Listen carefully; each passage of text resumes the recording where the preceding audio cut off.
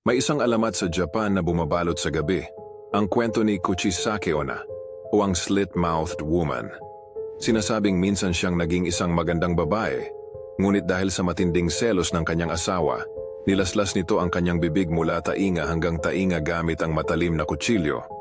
Mula noon naging multo si Kuchisake Onna, gumagala sa mga madidilim na lansangan, suot ang maskara upang itago ang kanyang nakakatakot na sugat, at may dalang matalim na gunting. Lalapitan niya ang mga naglalakad na mag-isa, lalo na ang mga bata at estudyante, at tatanungin, "Maganda ba ako?" Kapag sumagot ka ng oo, huhubarin niya ang maskara at ipapakita ang kanyang nilaslas na bibig, saka muling magtatanong. Kapag tumanggi ka o natakot, sasaktan kanya gamit ang kanyang gunting. May ibang bersyon na nagsasabing, ligtas ka lang kung sagutin mo siya ng sakto lang o magtapon ng candy upang malito siya at makaligtas. Ang kwento ni Kuchisake Onna ay nagsimula pa noong panahon ng Edo, ngunit muling sumiklab ang takot noong 1979 nang may mga ulat ng sightings sa mga eskwelahan sa Japan. Maraming mga magulang at guro ang nagbabala sa mga bata na mag-ingat sa gabi.